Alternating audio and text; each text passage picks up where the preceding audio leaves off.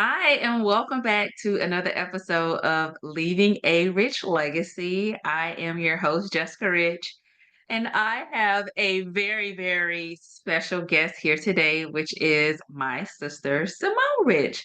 Hi, Simone. Hi, Jessica. For you all who have either followed me at some point on any social media platform, you have more than likely saw my sister or you've heard me talk about her. And also, my trip to Italy a couple years ago, I got to explore with her. So super excited to have her. Me and Simone actually were pretty much raised together after our parents divorced. So we have some shared experiences, some different experiences, and then also just looking at the woman that she's become and how she's evolved. I'm so excited for her to share today. So, Simone, I know who you are, but I feel like it's important for people to know who you are. So, who is Simone? All right. Well, hello. I'm Samone Rich. My friends call me Sam. You all can call me Sam. Um, I am a very eclectic person with a lot of different things that I am so proud of in every single way. Like every journey that I've been through, I'm super proud of it. I, like Jessica, was raised in South Florida. Our parent, I don't remember what year they divorced, but when they divorced, it was a very interesting situation because my dad wanted to partake in raising his sons. So we were split. We were like four kids. The two oldest people went with the mom, and the two youngest went with the boys, and they were split solely off of gender. And throughout that time, it was like a lot of discovering that was happening. So I feel like our mom was also discovering herself. So yeah, I ran away twice from home.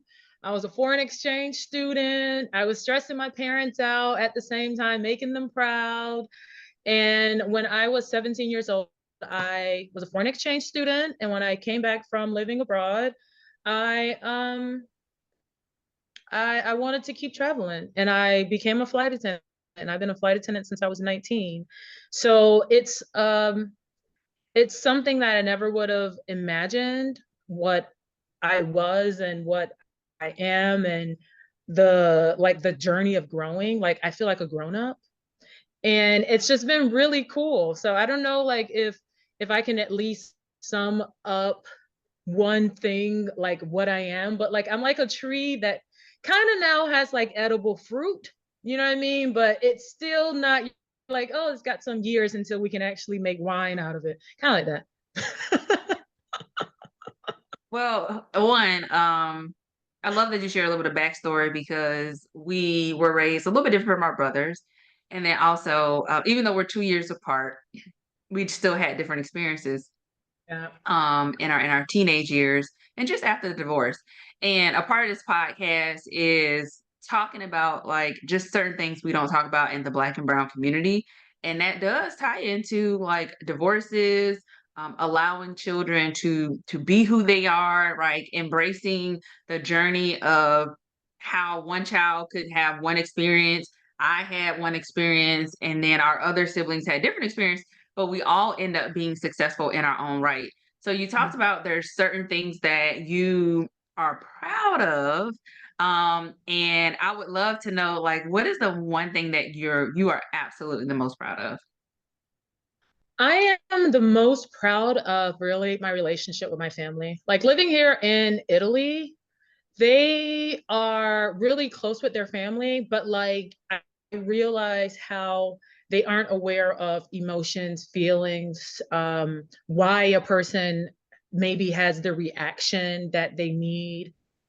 I date a guy who's much older than I am. For those of you who don't know, my partner is 24 years my senior. I'll be 36 this year. He just turned 60, and he has two kids. And one thing that I really, really, really have tried to convey is that I'm here to support. And like that's something that I love. I always feel like so supported. I always feel such a great connection. Like I say, like, oh my God, like I don't talk to my mom every day. I don't to my siblings like every day. Like there's not like a phone call every day, but there always is a some sort of a text or some type of communication or something that there is like not just life but love. And it's like just such an honor because I see that that's not something that everyone has. And even when, with my work, when I talk to people and they'll talk about the kids or the relationships that they have with certain people, I'm like, oh, I don't know nothing about that. Like it's something like, oh, what happened?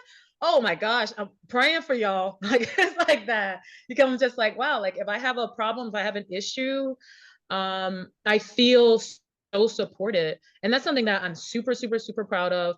I guess one thing I'm not so proud of is my procrastination, my laziness.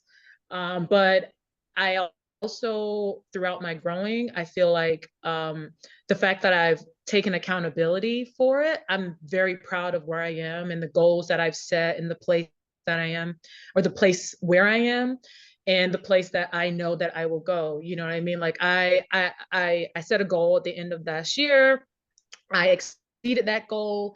And as soon as I exceeded that goal, I had someone say to me, like, oh my God, now you can do such and such. And I was like, no, I want to sit and enjoy it. Like I'm not chasing this feeling, the feeling of making others feel great. Like my process, my goal is to make myself feel great, to make my siblings feel great, to bring like a certain type of joy, and to always be kind and things of that sort. So it's just like those are the things that like I'm most proud of, is that, you know, I might sometimes be a true Scorpio, but I have a good heart deep down inside. And I just like that's something that I uh that's been a journey, and I'm proud of the entire journey, like up to this point to where I am. So you talked about the true Scorpio goodness. It's like four or five y'all with birthdays right within within a week. But then just being proud of like the support of family. And no, a lot of people cannot experience that. We have seven siblings total. Well, I have four older, so Simone would have five older. And a lot of people can't a lot of people, for me specifically, don't realize they think I'm an only child for some reason, or they think it's only like two or three siblings until you talk about it. But you're right, right?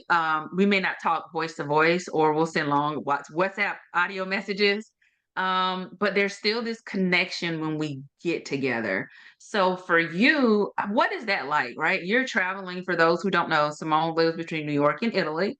Um, just flying between because she's a flight attendant. But for you, what does that mean when you go home and being able to like almost pick up with that connection, like you don't miss a beat? Or if that is your experience, let me clarify.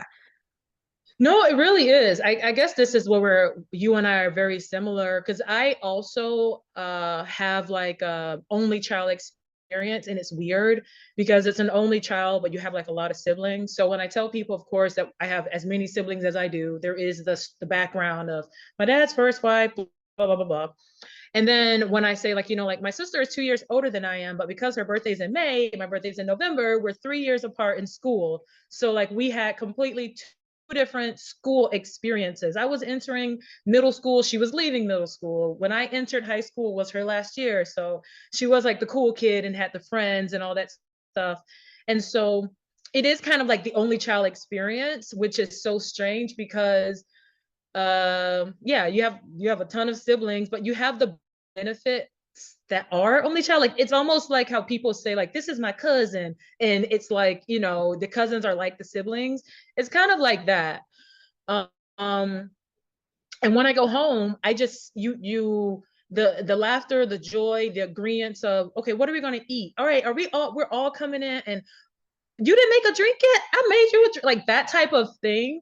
It is such a, I don't know if the word is like symbiotic, but there's just like such an energy that is so wonderful. And it's so refreshing. It's, we all have had our like crazy outbursts over the years in some way, shape, or form. And it's crazy because we all have learned to respect each other's boundaries, the things that do and do not um, upset us or hurt our feelings. That is something that I think, like, even if you don't necessarily agree with a decision that a family member has made, you've learned to respect it. It's part of who they are. We have one sister that is always late. And we just, no one's like, where are you at? You're here. No, we're just like, all right, we're not going to expect her to bring the most important thing. She get real easy. You bring the salad. Somebody else gonna bring the chicken and stuff like that. You're not gonna bring something that we're all gonna be. We just all like have like this like really great energy, and I love that we're all proud of each other in some way, shape, or form. There's always something to be proud of, amused by. It's always lighthearted. It's always in good spirit, and it's a feeling that even when I see, other people's families, whether it be, like people who are in my family or people who are outside of our family, it's one of those situations where you're like, now that I'm older, it's like not everybody has this. And so you appreciate it even more. You go home and it's like, I've used this analogy before, but it's like going home and like taking off your bra, and it's just like, oh my God, Jesus, thank you, thank you very much. It's like that. It is really. It's like, and that's how it is when you go home. I walk into my dad's house and it's like kids. There's dogs occasionally. There's a random cake from whose birthday it was. Or even like I'll never forget the one time where it's just like such thoughtfulness, where it was just like they spelled my name Salmon on the Publix cake. And it was like, it wasn't even expecting a cake. And I was like, I'll be Salmon. They tried to cover the L. And I was like, this is so thoughtful. I love it. I'll be Salmon. I'll swim upstream today. So it was like that. It's like just such a great feeling, I think. And I always enjoy it. And I give it the boundary to where I know my limitations. And my family respects that. So I have no complaints. So, for y'all who don't know, Simone is a key. Okay, so one thing I do love about her is she is hilarious. And one thing we share is we love to laugh and comedy. So you're gonna get a lot of laughs in this episode. But one thing I heard that you talked about is like boundaries and respect, and the generation of where our parents come from, thinking about our dad who we love absolutely, but like getting to that place is huge based on the experiences that probably were before them, and them being able to respect and make those changes. Because in some households, it's not common, right? You have parents or family members that continue to cross boundaries. And because of that, or there's a lack of respect, because of that, it strains the relationship. So I love that I heard that throughout your responses, because I think that's very important. I don't know if our parents realize they do that. But they do. They do. They probably don't realize it, but they do. Yeah. Yeah, I don't think they do. And if we tell our daddy, he may be like, "That is not what I'm doing." So I'll be sure to make sure I bring it. It's some deeper thoughts. Um, I was like, yeah, okay. all right, just bringing it up to him. So when you were sharing like who you are, which I love to hear people respond differently. They don't tie themselves. Well, one, we all answer this differently. But I also love to hear people who don't necessarily like just tie themselves to the title, right? You didn't just say like, I'm Sam, the flight attendant. I'm Sam, the social media content creator. You tied it to all these other things that are a part of like your values and who made you who you are. So with you living between New York and Italy, right? And I don't know how many years it's been now. How many years has it been? It's been like at least 9 or 10. Well, 10 years in New York again this time, but I just finished 7 years in Italy. Okay. So for you, what is it like to live between the two? Oh, the two. Oh, wow. Well, I live in Florence, Italy. It is in the Tuscan region, and we live not directly in the center of in Florence, but we live about 10 minutes from the center. So I do have the best of both worlds when I come here. I have nature, and then I'm super close to the center that I can enjoy a little aperitivo with my girlfriends, and it's not completely going out of my way. New York, in comparison to here, New York is just like a different ball game. It is chaotic, it's diverse, but then it also has like beautiful nature. I've got cherry blossom trees in my neighborhood in Queens. Queens is known, I think, as the people's borough. It has like 138 languages that are said to have been spoken in it. It has tons of food, tons of culture, and it's just so super diverse. So I love going home because the first thing I order, literally in the cab ride home, is I order good Japanese food. So like I'm literally in my cab and I'm ordering. So by the time I get home, drop my bags off, like they're like right there. It's like a 5 minute like time span between they when I get home and they call me. Um, and I love that. I just love having that diversity. Here in Italy, one of the things that I have fallen into, it's not like necessarily my initial reasoning of coming here, but it has helped with me going from loving an Italian to loving Italy, which is the cultural education and diversity kind of like conversations that I've had with students and with adults here, where it comes to just like explaining what are you going to experience in Italy and why, what most likely is the reason, and not giving the benefit of the doubt, but like I think like everyone's action has like certain things just don't happen for no reason. There's a mixture, there's some type of alchemy that happens that causes people to have an outburst, causes people to cry, causes people, there's something inside.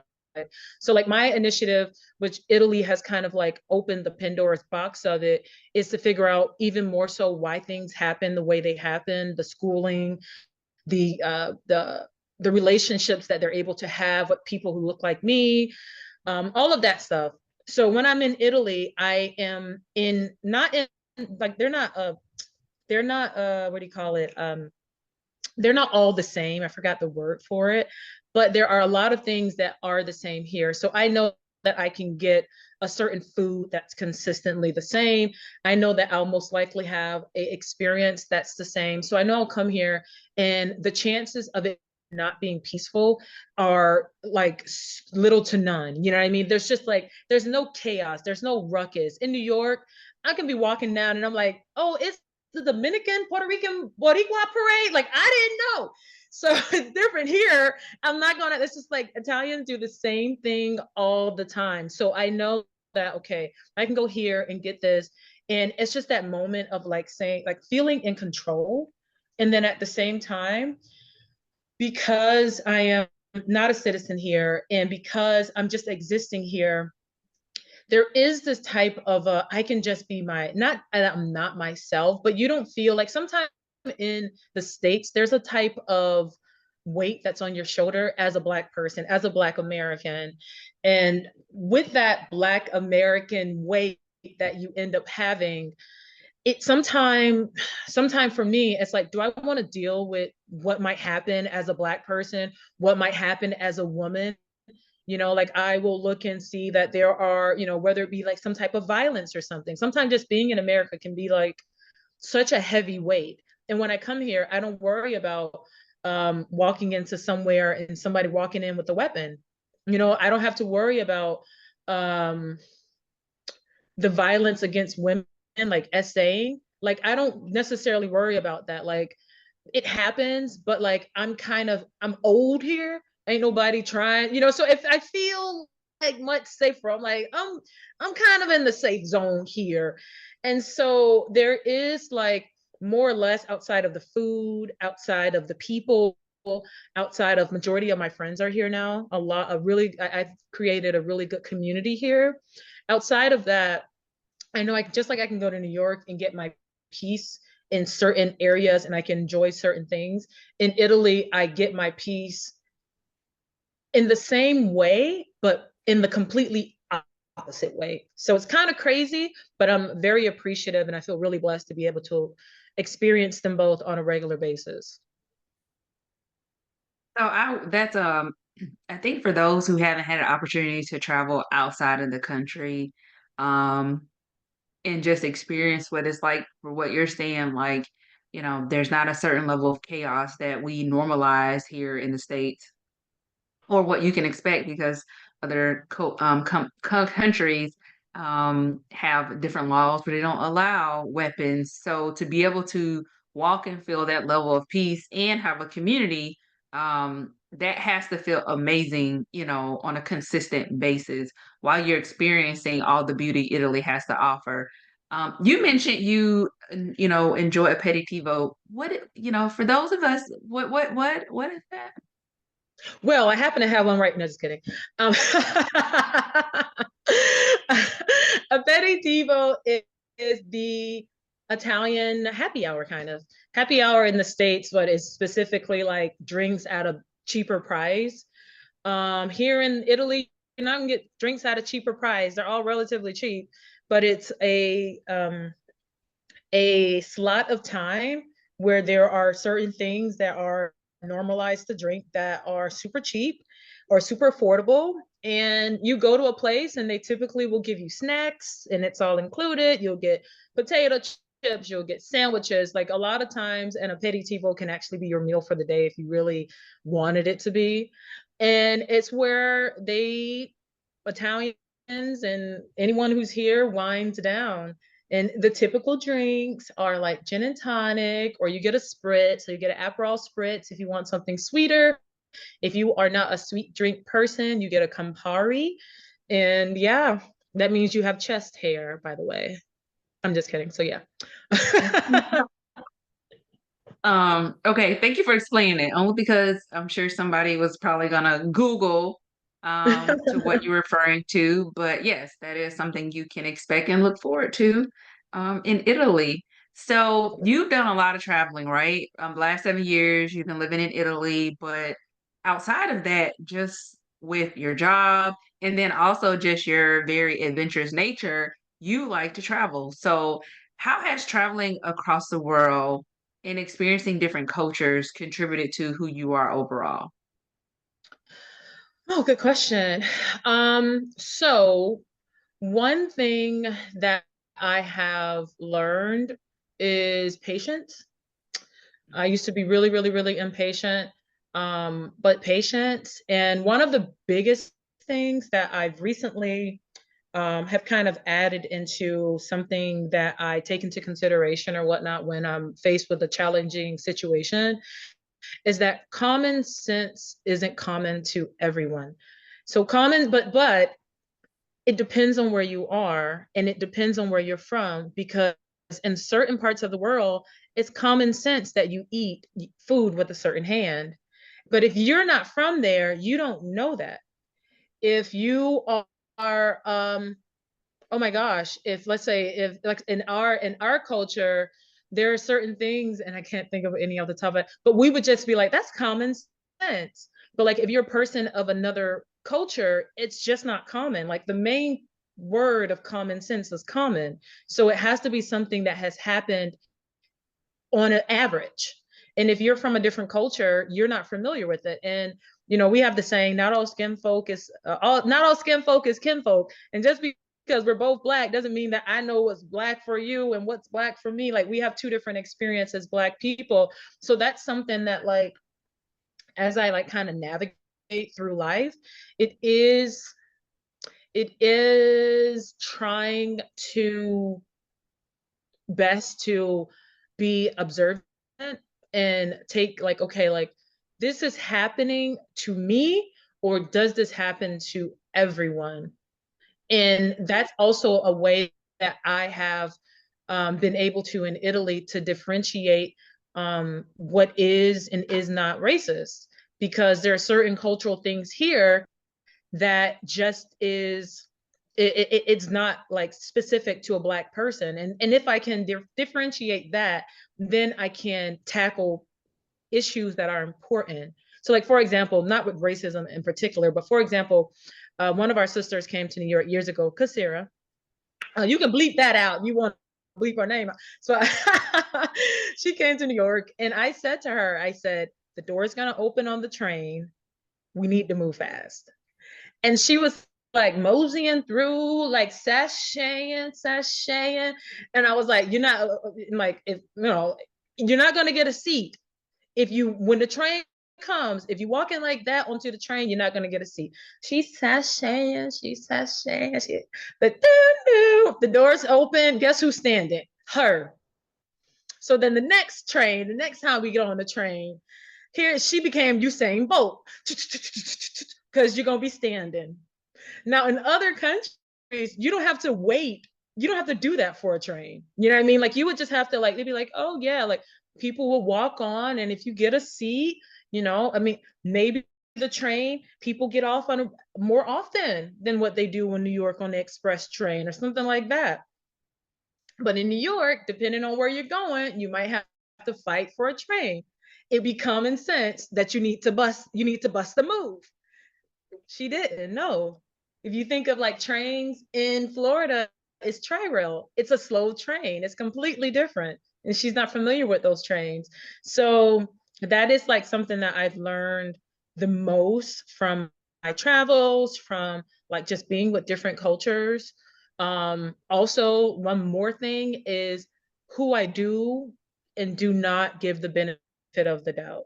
That is one thing that like if there is a lack of exposure, if there is not as much education, if there's not like if there's not a person to properly educate you on it, if you have absolutely no opportunity to experience such and such, I have a little more patience to inform you or to educate you if I feel that you're going to be receptive to the information. But like if you're someone who basically just has chosen to ignore, then I'll give you buck. Well, speaking of, so Sarah is one of our older sisters, second oldest. And I'm laughing also because you're talking about the train experience. And one thing I will say about Samone, and this is me, so spending time in New York, maybe like 9 years, maybe 9 or 10 years ago. I came in February, so it's winter, it's snowing, and she had me like there is no special treatment. We are walking in the snow. We are catching the train. And I wouldn't even say special treatment. It's getting the real life experience of what it was like being a New Yorker. I remember I told one of my friends, I was like, it's cold. And then she saw a picture of us leaving the restaurant. She was like, okay, you got on a dress and boots. Yes, you're cold. And I'm like, not only that, we walked to the train and then we walked back to the house. But when I think about when I did the 2 weeks in Italy, like one thing I can appreciate is it's important to get some of that real life experience, right? You could have caught a taxi or Uber, and some of those things that you don't get to experience that a New Yorker would experience, or actually living in a town in Italy, because being there, catching the train is like very common, right? And you're going to get to where you need to get, and that's just the way of life. So I can appreciate that, and I'm sure she learned her lesson about getting a seat. We even got a So ticket to the bus because I didn't get us tickets in Italy. Remember that? We got tickets. Remember, we didn't have a ticket. And then you are so right. But that was because we were like, what were we running? Like, how did we end up not getting the ticket? I didn't have a ticket, and the place to get a ticket was really out of the way. But now I found the appropriate way to like get it to come to my phone, so I haven't had that interaction ever again. Like I learned shortly afterwards, like, oh, you can do this. But yeah, we got a ticket. I know I've seen like other people on social media say like, oh, if you think you're just gonna kind of move around, I think we did like at least 10,000 steps every day. Like we were on the go. We were really on the go.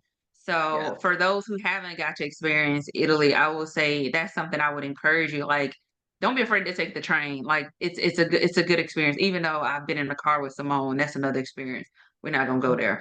So so you have always kind of just naturally had a passion for traveling.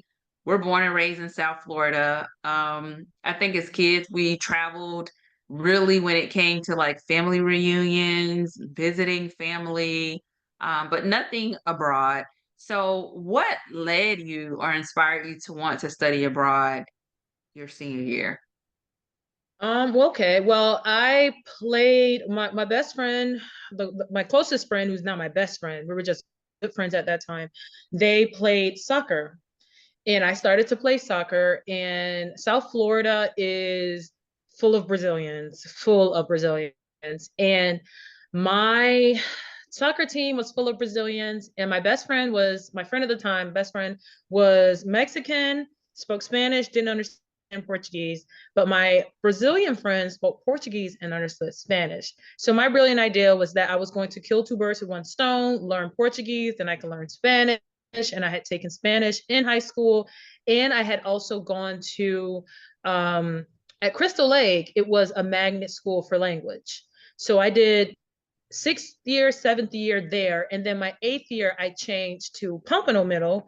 And that was where it was communication broadcasting. But when I actually got transferred to Deerfield High, I was not in the magnet program. I actually had to like apply. It was so, I don't know what ended up happening, but I did not transfer over. And I don't know if it's because of the school. I don't know. I was with the regular kids. I was with the regular kids. I was with the booming boom boom boom on the table kids, and I was nervous, and I was like, I gotta get out of here, but the beats is good. So yeah, so I applied, and that's where I met my Mexican friend. She was in Magnet, and they were all like they were playing like volleyball, and I think it was that one teacher who did like video class. Like when you first walked into like the communication hallway, it was to the right, and he did video something. I forgot his name, Was but it Thor? Was might it have no, was not it Thor. Thor was to the left, a little bit, like two classes down. But what it about was to Woodhead? maybe I think it was Woodhead. Yeah, his son was at the school as well, but whatever. So we, um, they were playing soccer, and I needed a way to like occupy my time and to really stay out of trouble. Pompano Middle is when I started like skipping, and that's really where I learned that rich kids do some crazy stuff. Like I was with the poor kids, the regular kids at Crystal Lake, like just you know good times type of kids like that, like 227, that type of thing. And then Pompano Middle, I was like with the clueless kids like the rich kids. And I was just like, these kids are skipping, they're doing drugs, and they kind of like, I never did drugs, which is something that I'm actually surprised. Uh, I never tried anything outside of alcohol, but like I ended up doing a bunch of like skipping school and doing all this other crazy stuff that just gave my mother a lot of stress. So once I got to Deerfield High, I learned I can skip school by skipping, saying I was going to practice. I'm just kidding. So so but it was it was like I played sports. Like that's why in Deerfield I played every single sport. I did volleyball, I did soccer, I did because I just needed a way to like kind of let go that energy of like getting in trouble. I needed to avoid a way to get in trouble. So because I was with a lot of my Brazilian friends that I had made, I I figured that I would like, all right, I can do this. So I got rid of all of my elective classes for my junior year. And I had kind of approached and told mom about it, but I didn't really like, I had kind of, hey, I found this program. It's cheap. It was cheap for us. I said, I didn't have braces. And so I saved you money. And so we can spend the money. I'm sorry, that was my logic at the time. And everyone was like, no. And all of her little dolphin fan club people, which were like my auntie and uncles, they were like, let it go, Francine. So I took out all the elective classes, which if you all don't, I'm assuming you all know what elective classes are, but it's kind of the fluff that makes the school year a little bit easier. Instead of the kid having a bunch of like English classes and all that, it was like you can have computer or you can have like a sport, like, like whatever. So I got rid of all of that. My first half of my junior year, I did all of my 11th grade classes. And then my second half of my junior year, I did all my senior classes. And that's how I was able to go away for my senior year. So technically, I graduated with a class of '07, but I wasn't there for the school year. So when there's class reunions and all that stuff, they don't remember me. Like I went to graduation. I didn't go to prom. I didn't do any SATs. I didn't do any of that. So that is how I got to Brazil. One of my Brazilian friends helped me out with the thing. Mr. Not Thor, Mr. Oh my God, I forgot his name. He was my English teacher, he helped me write up the letter. And mom, okay, I don't know if she asked dad to help pay or whatever, but she okayed it. And she did not okay me having a party that had a big banner that said "See you suckers," but I still had a party. I was like, can I have? Okay, I can't. Okay, all right. But I had a party. I think it was like soccer themed, and I went abroad, and I learned a lot of things with going abroad. But that was the beginning of the bug. And then once I came back, and I worked with mom for a few months at the call center that shall not be named. The Better Business Bureau gave them an F. We will not talk about the call center. After that, I knew, I was like, I can't do this. I cannot do this. And so I started to look for airlines that will hire me. And I went to Spirit, and I started with them when I was 19. And I was the youngest person in my class. That's it. Yeah. So, one, for those of you all who didn't catch earlier, as Simone stated, technically we're 2 years apart, but because of her birthday is actually considered late, it was 3 years. So I wasn't there when she made the decision, or I wasn't there her 10th through 12th grade year, 10th through 11th grade, because she went abroad, 12th grade. So I wasn't there. So even as adults, there are things when we talk about our childhood or things that happen, she helps piece together because I was away in college. Mhm. There's many times where she connects the dots. So it's always good to hear different things to talk about, like what led to what. And one thing I will say is, like, you know, always had adventure spirit. Hearing your story about Crystal Lake and Pompano Middle. So I went to Pompano Middle all 3 years. So I experienced being around some of those kids who families were a little bit more wealthier, right? They had a different lifestyle.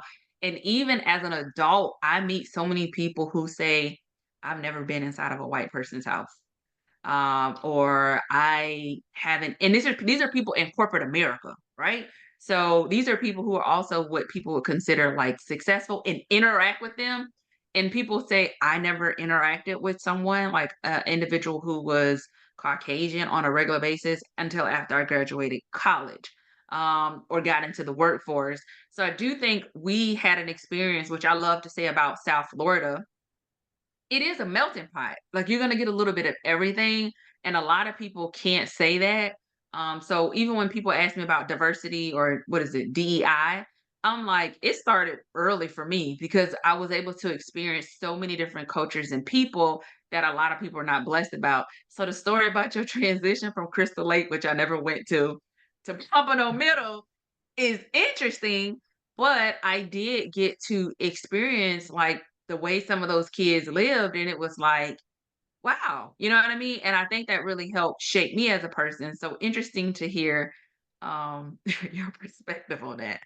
It Um was different. It was wild. It was completely like, I didn't have friends that had like, their parents dropping them off in really nice cars. Like, I took the bus to Crystal Lake. Remember, I broke my finger. I took the bus to Crystal Lake. Most of my friends did. Like, I wasn't familiar. Like, I don't know anybody who was getting dropped off. So it was different. Like, you have somebody that's home right now that's not at work. Yeah, it was like a completely different ballgame. And even switching schools was kind of like problematic. And also, that was when I got bullied. When I went to Pompano Middle, I got bullied. So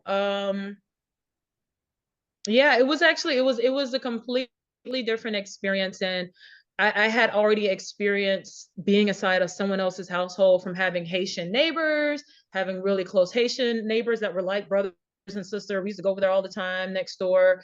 And then I was best friends with Natasha. And so I was inside of a white home with that. I was close friends with Melissa, who lived between, she went to school in Broward, but like her mom would take them to Miami all the time. So I was familiar with, certain things with that. Her mom was like um Honduran, I think it was. So I had like kind of experienced a little bit of everything and what was considered normal. But when I went to Pump in the Middle, it was very interesting. So that was that. That was an experience. and some of these individuals I got to see at my class reunion. So I had an opportunity to have a relationship with them from 6th grade. to 12th grade for some of them. But it was a different, it definitely to me, I think was, even though the way we were raised, right? Our parents divorced, our mom did the best that we could, but it showed you that there was a different side of life. And people are living differently. You said like, hey, somebody's at your house right now, like they're not working.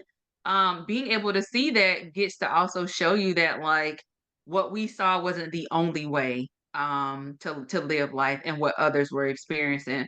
So that was a Yeah. good point.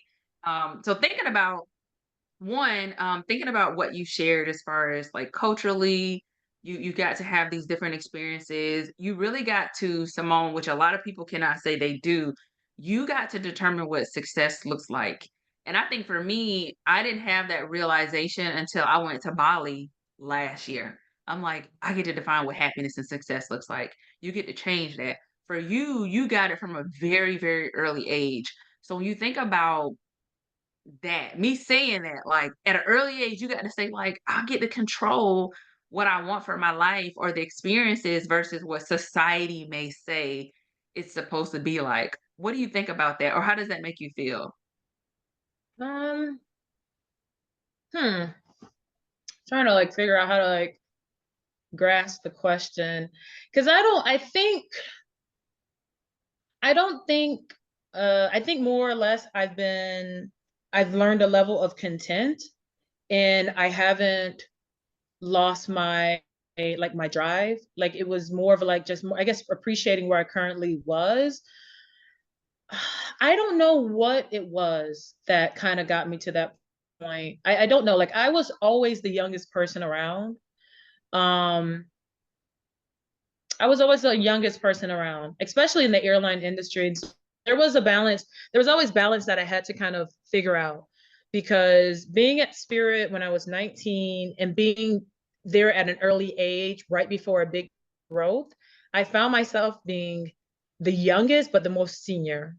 So you have to balance out a person needing to respect you because of your position. Let's say if I say I want to be the lead flight attendant, okay, I'm in control, whatever. You have to balance between I have power, but I still respect you because you're older than I am. And so there was kind of like this kind of balancing that I kind of learned, that I don't want to say it was manipulation, but a lot of times it was easy to see what made people happy. And it was something that was so small, like just something so small. And then after that, it was things that they were not happy about. How can I avoid that?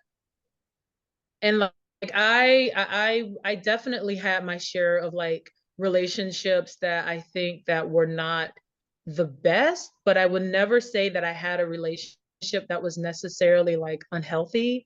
I've never been in a relationship that it might have had like some stressful moments, but I knew that I had boundaries, and I set those boundaries and I stuck to those boundaries.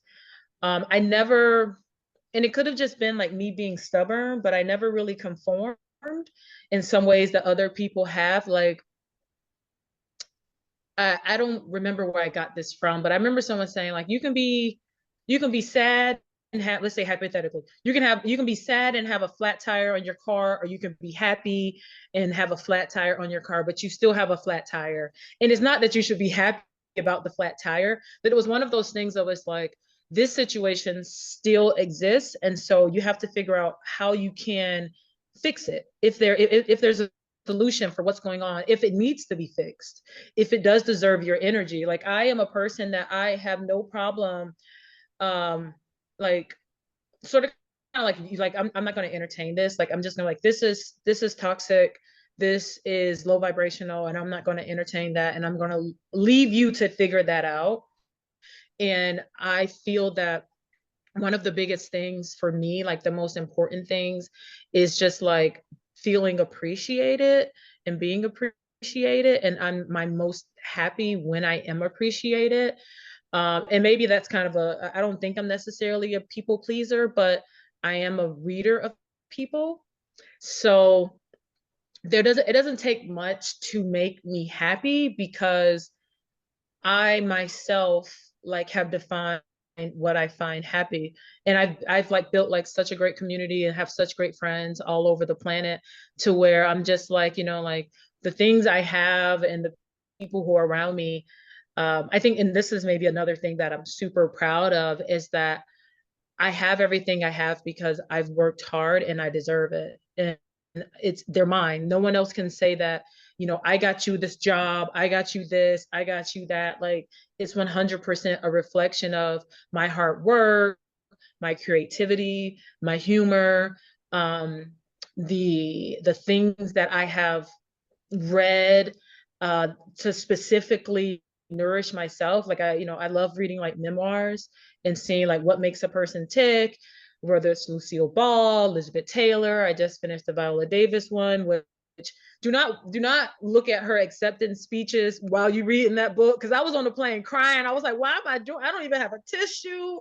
Why? And her like words, all of that stuff is like, wow, like people who, like really, really, really worked hard and found happiness. And then also people who worked really hard and they were not happy, and it's just like earlier this year, and they're like, yes, this can be your next goal. It's like, no, I'll set my next goal when I'm ready. Like right now, I'm okay. And just to have that um type of thing is, it takes a while to realize that you kind of are at that space, but I'm definitely not I'm not unhappy. I know I know that I want to do more, and I'm happy that I am in a place where I can do more. And I think that is one thing that is a great realization. It's just like when you're at a place where you're just like, wow, I have choices. Like that's the one thing that I'm happy about. I have choices, and no matter what choice I choose, I'm still in a really good place. And I choose me. You better. One, I gotta say this. I was thinking about this earlier, because I saw Simone in Thailand a few weeks ago. So, but your skin looks amazing. I noticed at the beginning, and I didn't say anything, so just had to put that out there. Um, but I think listening to you as well, I love that, like this journey of for me of choosing myself, prioritizing myself, and healing. Like I have more self-awareness, and we were just talking about like our parents probably don't know they respect your boundaries, but just listening to you share that, it's like I see the healing. I wouldn't say healing, but like generational patterns is important for me to break those, and I know we've talked about this before. So listening to you, I can hear that in your response of like you taking control of your life. And nothing against our parents, so mom don't get in the comments. But we didn't let our parents dictate what our journey looks like, right? They had influence, the values were there, the love and support. But what I hear a lot at an early age for you is like you were a part of that process and you prioritize what happiness looks like for you. And to your point, a lot of people don't have that. Or I wouldn't say it's too late, but they learn that later on in life. So that's always something I've admired about you, because like you're very intentional about that, and you probably don't even realize it. I do also want to point out. So Simone's talking about she had a recent success. I may have an idea what you're referring to. Think it's Instagram, but I could be wrong. But Yeah. Simone works very, very hard to just like share different things that she's doing in Italy, her experiences as a Black woman, but just as a woman, as a partner. And I love that you talked about like you are okay with sitting in the moment, because I feel like society at times tell us like, okay, you accomplish one goal, get to the next one, and we don't get to sit in that moment, and we just Mhm. go and chase the next thing. So I love that you've given yourself an opportunity to sit in that, because like you have a lot of great content. You work very hard. It's very informative. I've been blessed that I've been to Italy 3 times.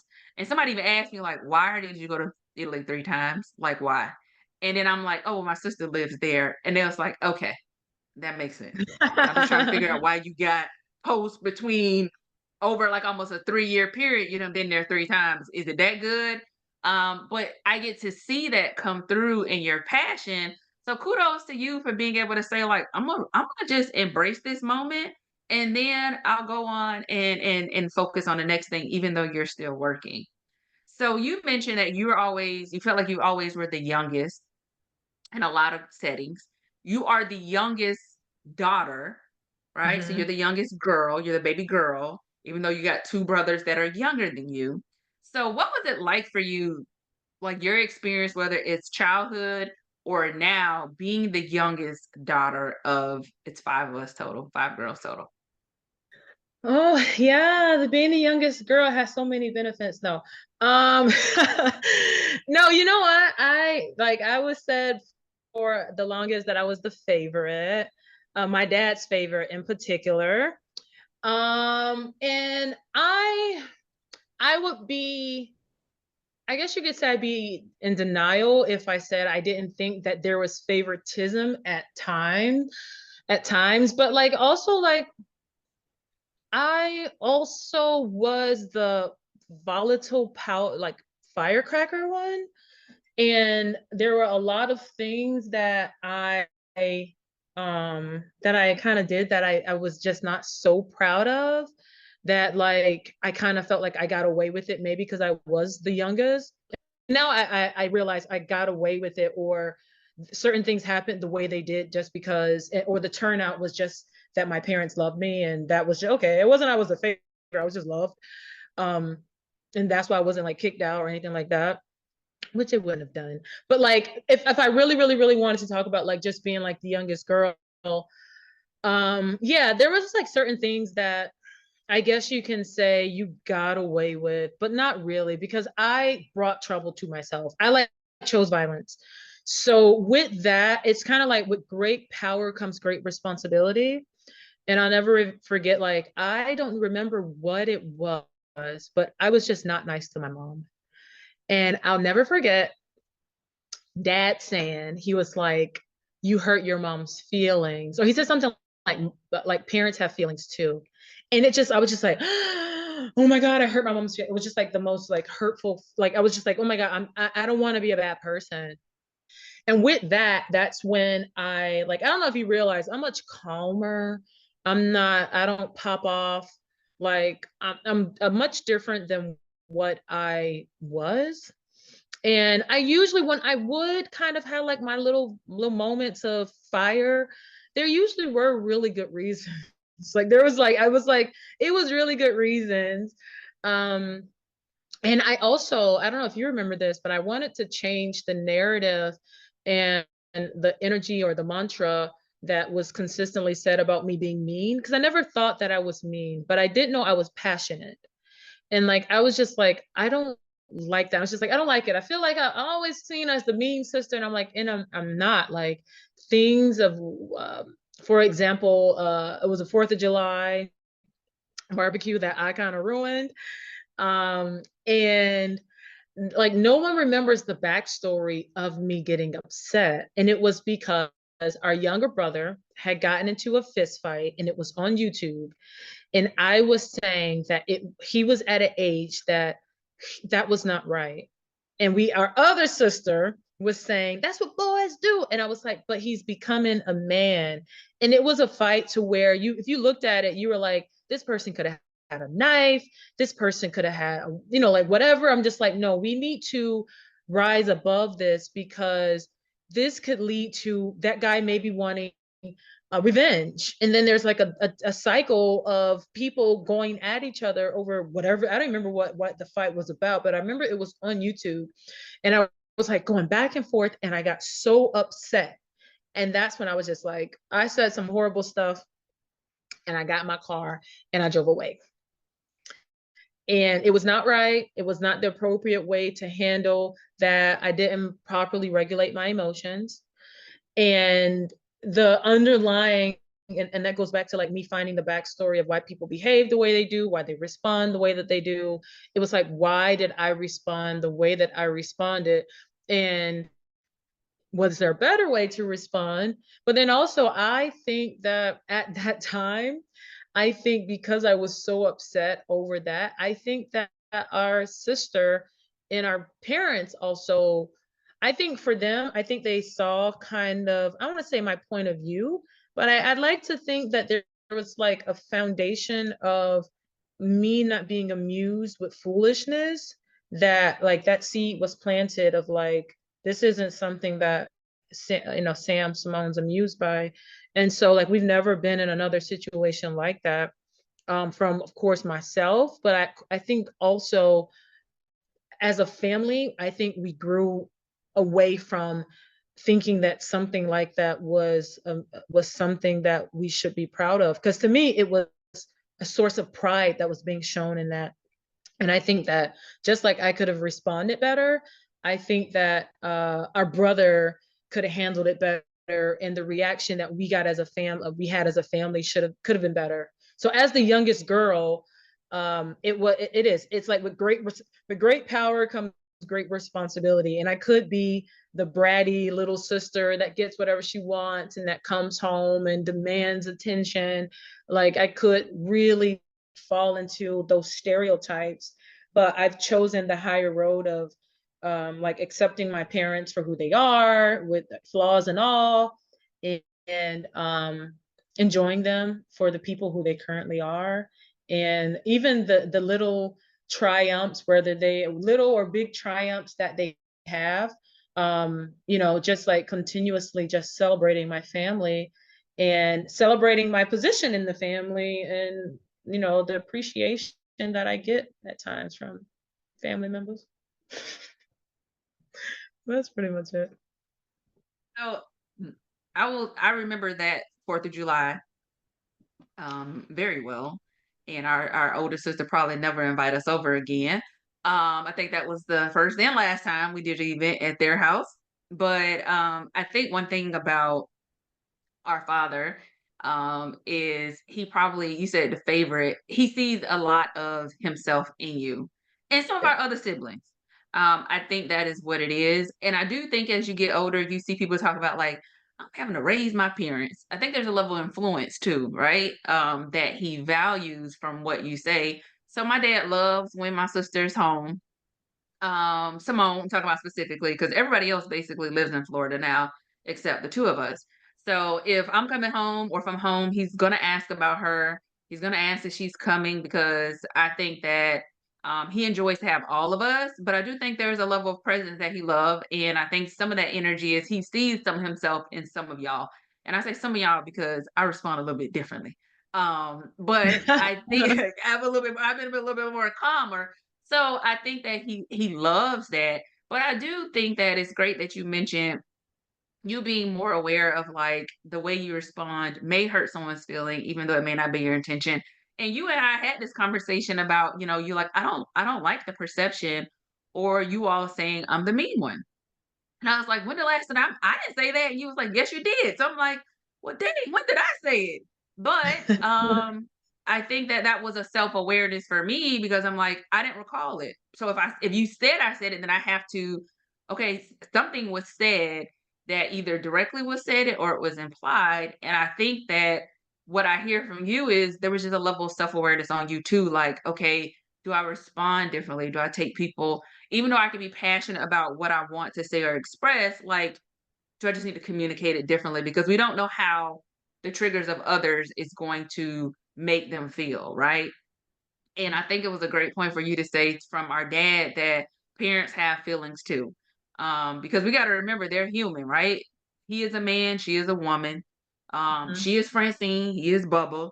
Outside of being our parents and having to remember that. So a lot of things I get to see from you, whether it's you responding to family, you communicating with your friends. I see a lot of growth um in just your communication and how you want to be intentional about communicating. And I think in all of our journeys, that's something that we have to get to a place to. It's like I'm not going to tiptoe around it, right? I'm not going to change who I am, but I do understand now in life we all have different triggers and experiences that you may say something and it resonates with that person different from the intentions of what you had.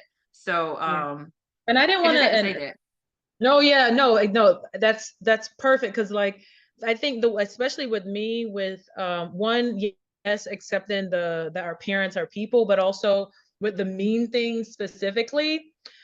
If someone said to you that Simone always taps her fingers, if I do it once around you, you're going to say she always does it, even if you've only heard me do it once. And it was wanting to change the narrative that surrounded me. So I don't want, like, I love that, like, the introduction was like, oh, yes, like Simone's my funny sister. Like, I like having that. Because if someone says I'm mean, even if it's like just saying like she's the sister that is the honest one, because like mean can be like translated into she's gonna be the most honest one. Um, when mean specifically, people think there's like malice, malintent, and like what I would do or what I would say was never done out of malintent. It was never it would never be done in order to hurt somebody's feelings or whatnot. So like that was like the one thing that I've done there. And in general, even on the airplane when I speak to the flight attendants, I am very, and it's subjective whether they like it or not, but I'm very direct about my expectations. Um, letting them know that, hey, seniority does not equal expertise or experience. We are all here to do the same job. Like just setting that foundation, or laying the foundation, a solid one, so that we can build from it. And that's what I want to do. Everyone who I'm around, I want to build from it. I want them to be able um, to like you could say you can plant a seed that is about a person being funny, and you can say this person's funny and they said something that sounds snappy, but I think they meant it a certain way. Versus if you say this person's mean and then they say something that's snappy and you're like, oh, this person's a B word. You know what I mean? So it's like just changing that narrative so that I would be a better person. You know what I mean? Like, okay, do I lean into that mean rumor, or that mean narrative that's being said about me? It's like I can be mean, but like, do you want to be mean? Like the energy that surrounded that's pretty draining. I would think a person who me. So like that was kind of like my thing of like, all right, like I want to be able to to I don't want my family to be afraid of me coming around. Like I want them to welcome me and to love when I'm around and to see me as fun. And that's kind of where that kind of came from. And to reiterate, my daddy loved having Simone around, so I'm just gonna reiterate that. He's gonna ask, "Have you talked to Moan? Moni, Moan, is she coming?" He gonna say that every time. I want you to know. If I talk to him, he calls me, he's gonna ask, and what I usually do is send you a message. "Have you talked to your daddy?" Because he asked about you. And sometimes it's like the phone tag, right? Because of the time distant difference, so that also plays a part. But I do also love that you want it to change the narrative, because we can sit in those things, or you can say like, I know I used to always say for years, I'm not a morning person. And I just changed it to, because I started to accept that. And that was my excuse for a lot of things. So now I say like, I move very slow in the morning. And that sounds differently. And that allows me to respond differently to that narrative. But you said something too that I want to just share with people. You said that, in the workplace, you recently got a new opportunity. So even though she may be the youngest, she's doing big things with Delta, but like you want the crew to know, like, hey, we all have a different level of experience and tenure, but like the expertise may be different. So tenure does not equate to expertise, and you're direct. And one thing I shared recently with just some of the my folks in within the workplace is, just because I'm direct doesn't mean that I'm mean.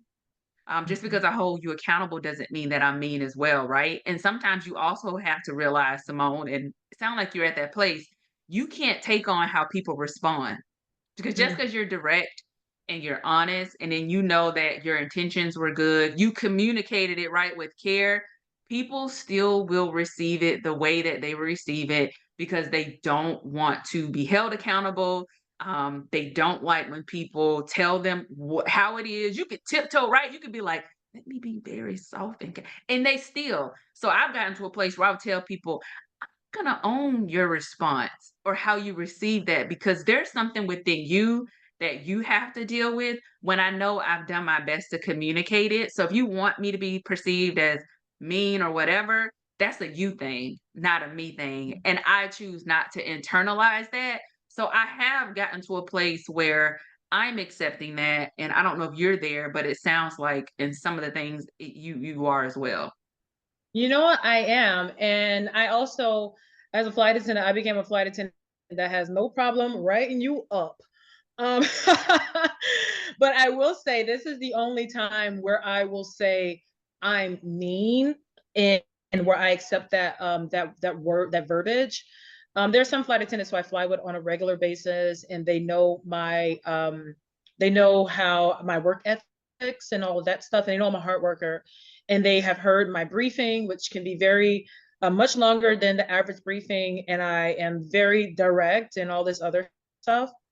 And one thing that I will say is I will say I rather them think I'm mean and be nice than they think I'm nice and I have to be what they would consider mean. And by what they would consider mean is me having to ask them to do something or whatever, or like micromanage.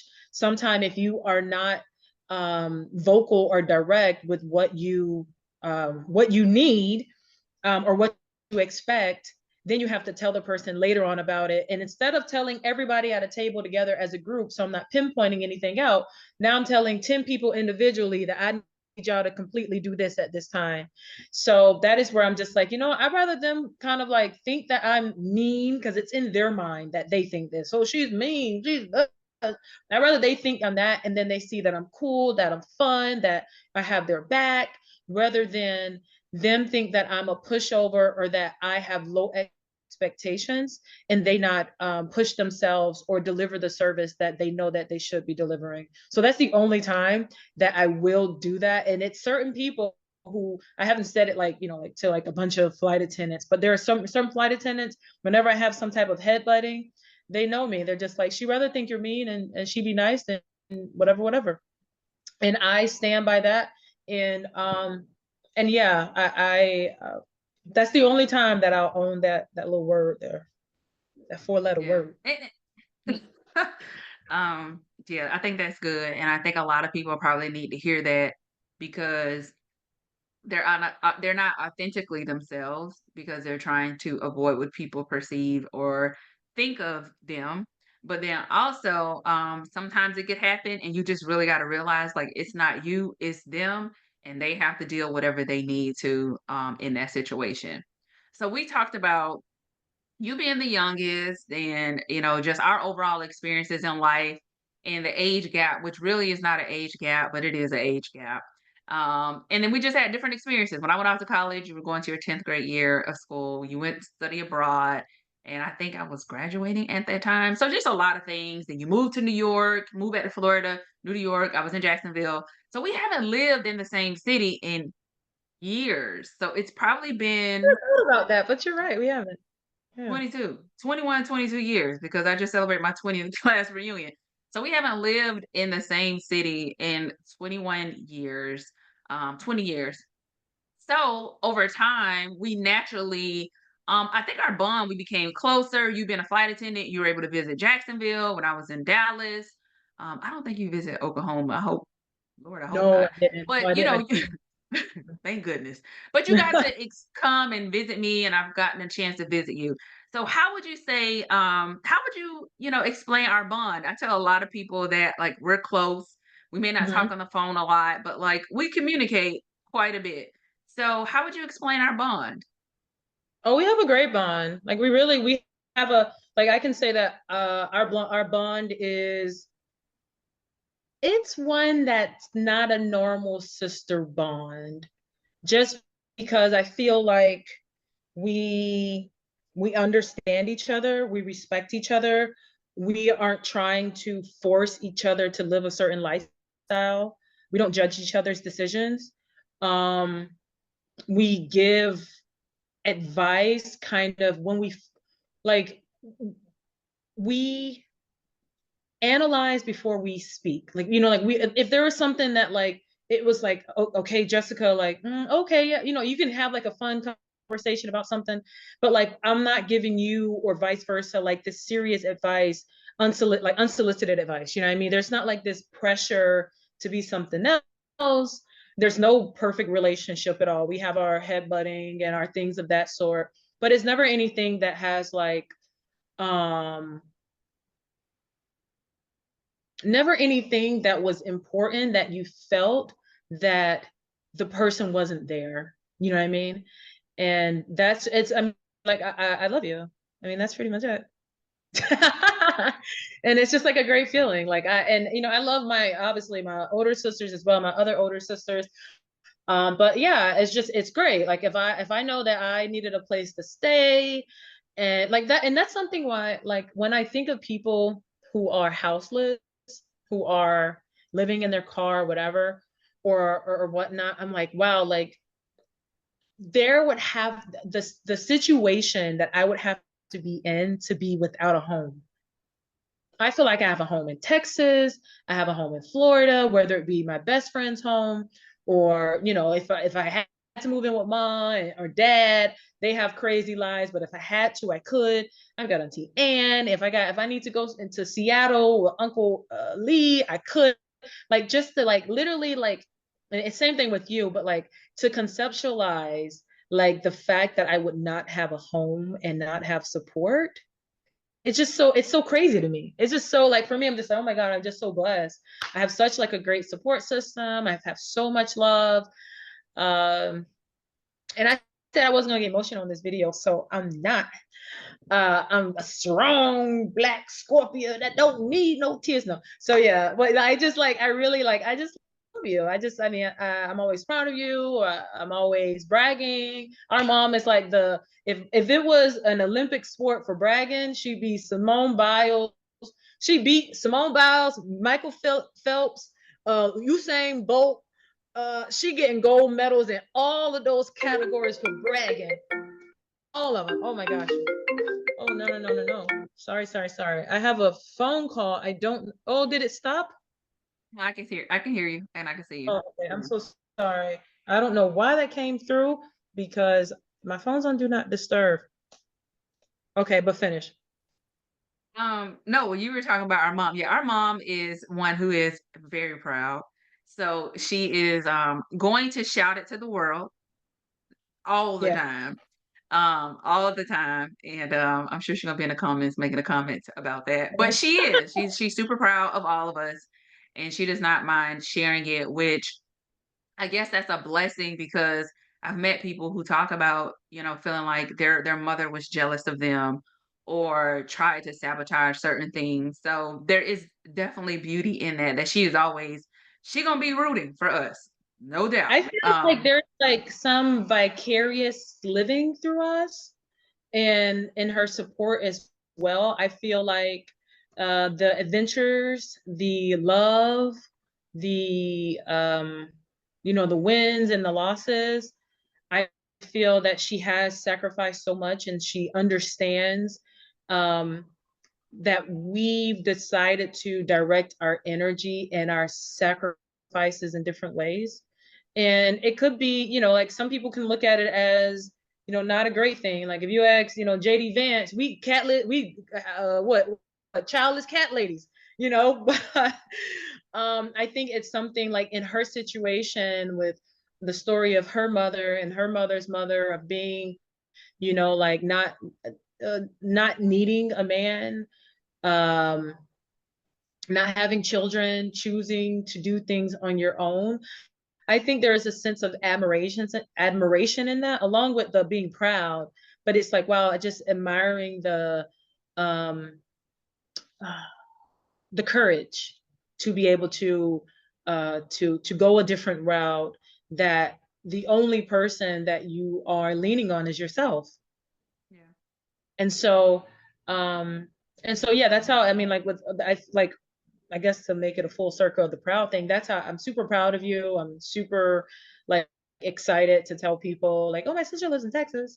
And I'm just like, yeah, she was in Carrollton. And like I go through the whole history. So like there's like and it's something like even with our nieces and all of that stuff, like there's so many um proud like there's so much pride that I just have in the entire experience of being a part of this this rich family, this whatever. Mhm. That's how it That is. really is our last name. I've had people ask me like, "Is that really your last name?" It is. Being a part of the Rich clan, the Rich kids, Mhm. it is truly an experience, and just being with our parents is an experience. Our dad is hilarious. My brother says that he's probably one of the funniest people he has ever met, because he will have you laughing. But I just had to ask that because a lot of people may not have the experience of having a close bond with a sibling, especially a sister. Like you said, it's not perfect, right? We butt heads, but I think just over time, the way our relationship has grown is something that I think a lot of people love to see. Like, the people are like, I knew Simone, and a lot of Mhm. times they'll say Chris. So they're the two that they will usually associate with me as far as siblings. But we do have a really good relationship, and I love the support. I'm super proud of you. I'm just gonna add this in here. She get married next year, so I'll be in Italy. Like, I'm expecting to have to travel there a few times to support because that's something I want to do. But I can't wait for our parents to experience that part of your life as well. Because at this point, both of our parents have been to New York, right? Mom, yep, mom and dad, right? Because dad in May came when I was there. Mhm. And then mom has visited. So now I'm super excited for them to see um, her life and experience in Italy is going to be amazing. So, super excited for that. So, Simone, I just got a question for you. This is like my favorite question um, of the podcast, and I can't wait to hear. So, if you could have a conversation with your younger self, like what would you tell her? Ah, I would tell her that it's okay, that there's no rush, that she is doing the right thing, that that being different is okay.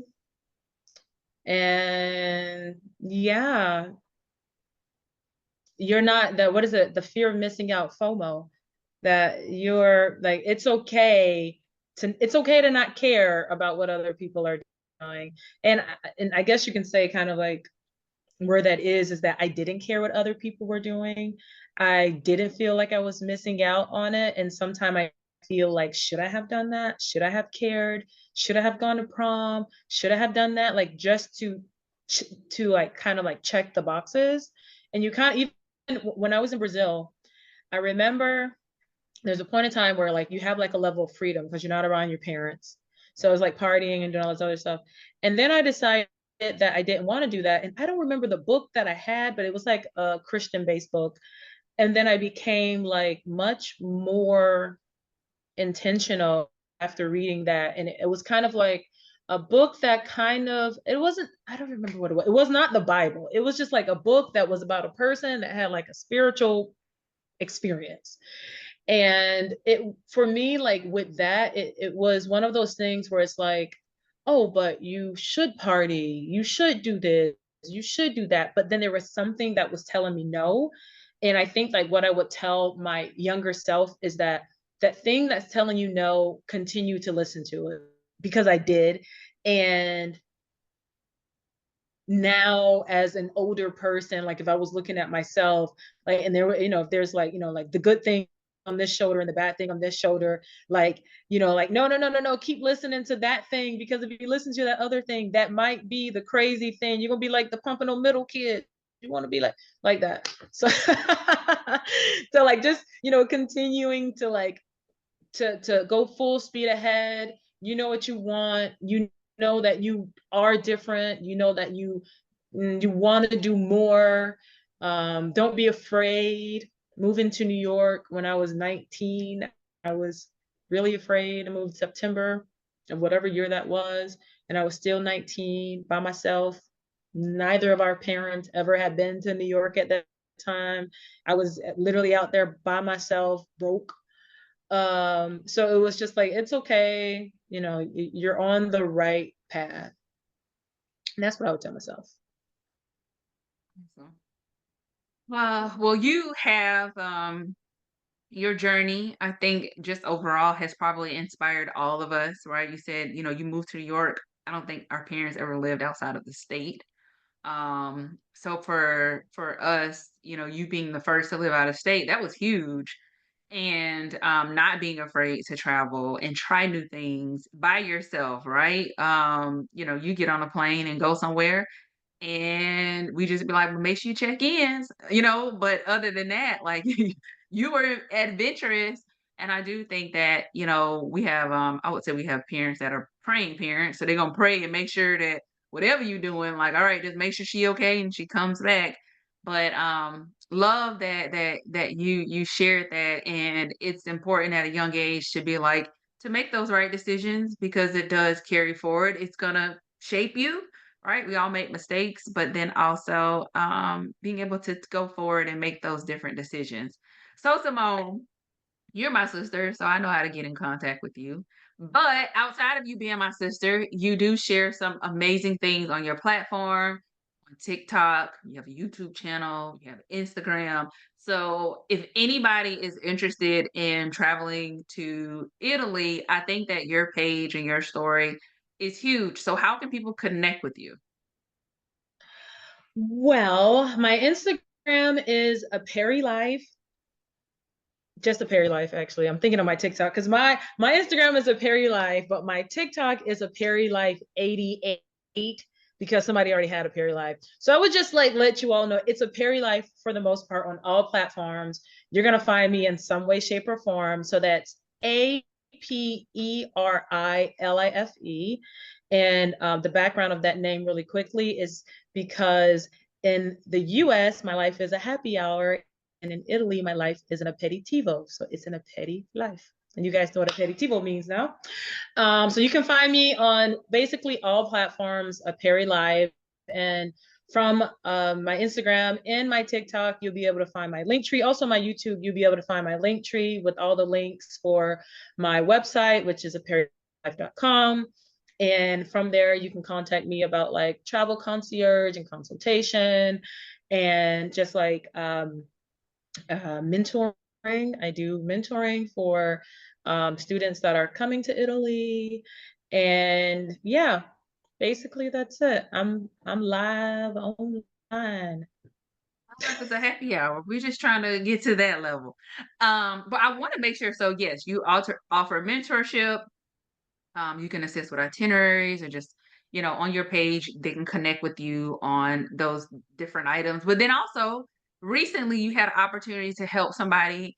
I don't know if it's plan a wedding, but support Yeah. them, right? With a couple from, I think it was Atlanta, with their wedding in Italy. So do you want to just kind of share like about that? Because I feel like if you don't have a lot of experience locally, right, you may have visited, but to have somebody that's there that can provide advice, what type of support can you provide with someone who may be interested in getting married in Italy? So yeah, actually that was really, thank you. That was really a really fun experience with Dara's wedding. So I was kind of like the day of planner, but also I planned like the kind of like rehearsal type of dinner aperitivo. I created a page on my site for them, a private page, which gave them restaurant suggestions here in Florence, information about transportation, safety information, also just like what's the best, maybe you want to do a pasta class, maybe you want to do a private event, making sure that you have the middleman that will communicate with someone on the ground, which a lot of people will find as difficult because the what is the word for Italians? They don't have that same, like, for example, if we're going to plan something, we're going to make sure we leave early when it's the day of, we're going to pack the night before, we're going to do all that. Italians are like going to like prepare like the day of, and then they're going to be late leaving the house, and then they're going to rush get in there, and then they're going to honk at everybody on the way as if they're the problem. So there's just not that urgency.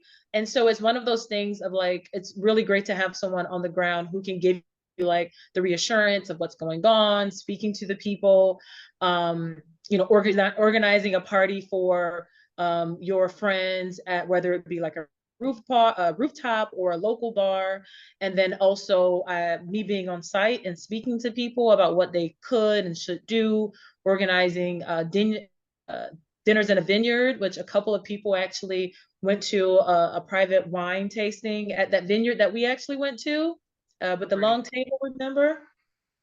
Yep. So just like kind of like giving you like that reassurance, having somebody here that's on your side, having someone who can assist with the organizing. So it was, where was her dress? You know, who I was the MC at the wedding, you know, who's doing the dance now, who's making a speech now, you know, what's the playlist that she's playing. She was part of a sorority, so making sure that the proper music was played for the deltas to do their line. What do y'all call it?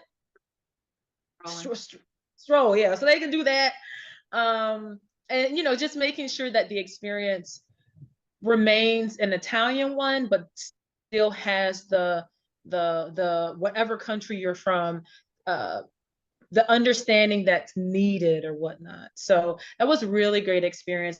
I would love to do that. I want to promote more of that. So thank you for mentioning it because it was a lot of fun. And we had I had uh, suggested a live watercolor illustrator that came and painted all of her guests, and it had like it was a great party favor instead of a party favor, which is something that you're going to take home and you're not going to eat it and it's going to be in your cupboard forever and it's going to be all expired. And I'm not talking about my own house, I'm just saying hypothetically. um so it's something that they can put in the frame or on their refrigerator, and it was a really great experience. And if you're going to come to Italy, I would love to assist you with that. It was a lot of fun. And it is. This doesn't matter, but I'm just gonna point this out. This is a black couple that had a very good turnout. So I say that for my black and brown community brothers and sisters. Like it's traveling and having different experiences is great. It's so important for us to, just be experienced to different cultures. And if there's somebody that got boots on the ground and can give you different insight and help you bring that experience to life, whether it's a wedding, Simone, you were talking about the vineyard. That place is beautiful. So wine tasting, the pasta making class, there's just so many things that you can help somebody with experiences that if you go online and you just see it, you never know. So to have that firsthand experience is important. But I love that you did that. I'm hoping you get more opportunities. I want to clarify I'm not a Delta, y'all, but I do know what a stroll is. Because I am in a sorority. But seeing that and knowing how much you invested, like you were proud of that. You wanted to make sure like that was a special day for them. And you wanted to make sure like, you were very realistic about what to expect. I'm not a steak person, but I know in Italy, they like a good steak. And so because I'm not a steak person, I understand that I'm not gonna get a medium well steak. So I remember, or I think it was a medium well or just well done, whatever. So more than likely you're gonna get a medium rare. And people need to know that, hey, when the steak come out, you're gonna see a little pink. And we had an experience when we did a tour where people were like, oh, I don't want that. But I Yeah. remember like you were like, I want to make sure they're aware of what to expect. Because we talked about common sense. Well, that's common there, right? So don't get offended, don't get upset, but like this is what you can realistically expect when it comes to something like steak, right? And I feel like I'm a person where I'm willing to try it. I'm just not a steak person in general. So either way, I'm like, But you made sure they were aware of those certain things. So I had to bring that up because for people who are interested, like you can be a great point of contact for them, for their children who may be studying abroad or someone they know for mentorship. So I'm definitely I'll put your information and link. But if you know someone, I definitely think that it's important that you connect with Simone. And I'm not just saying that because she's my sister. But so right, okay, very proud of her and what she's doing, and I know how much time she put into like making that experience. So that's why I said, my goal next year is to support her with her wedding planning and however I can show up as a sister and maybe some short trips, some short days, but I'll do my best to come. and be there and be present to support. So, Simone, I am just super proud of you. I'm happy to have you as a guest on my podcast. You are going to be my 50th episode. So this is a special number for me. I've been kind of consistent, not consistent with this podcast. But I wanted to have one thing that's been important to me is to have family because I want people to see that other side of me, and our relationship and bond is super important. So we both talked about not getting emotional, so I'm not. But when I think about just what we've done and our parents, they divorced, goodness, it was like 27 years ago. Because I was going from fifth, just finished fifth grade, going into the sixth grade. And so, our journeys and experiences, it's just been a lot. And coming from South Florida, I would tell people like, no, I can be, a South Floridian. And I think even when you go home, there's even, and you may have said this, like people are like, you talk different. Maybe I talk a little bit faster when I'm talking to you, or it's just a natural shift that happens when you get home, or you're communicating with someone from home. But at the end of the day, I'm still a South Florida girl living in Texas, that have been blessed with many experiences, and you inspire me to continue to just live in my skin and be authentically myself. And I'm super proud of you. Know our mom is proud of you. No, our Don't cry. grandmothers You're gonna make are, me I know. cry. Don't Um, cry. know that our grandmothers are super proud of you. And I always get emotional thinking about them because I just wish that they could be here. So I'm super happy that you were a guest, and excited that you're on my 50th episode. And I said I wasn't gonna cry. I'm not And I gonna. If and I I cry, wasn't. I have big old puppy dog eyes. I said I'm not crying. I got my whole. I had a whole tissue box here that's ready, and a fan to help me. I was like, And we were oh just my talking about god, I'm not my gonna Uncle cry. Pat getting emotional, but I always get emotional thinking about my grandmother. So I knew that was gonna happen. But I am super proud of you, and I'm so happy you were here. So I'm gonna drop all the links on how people could connect with you because I just want to see you continue to flourish, and I cannot wait to experience Italy with you in 2025. So thank you for being here. Thank you for having me. All right, see y'all on the next one.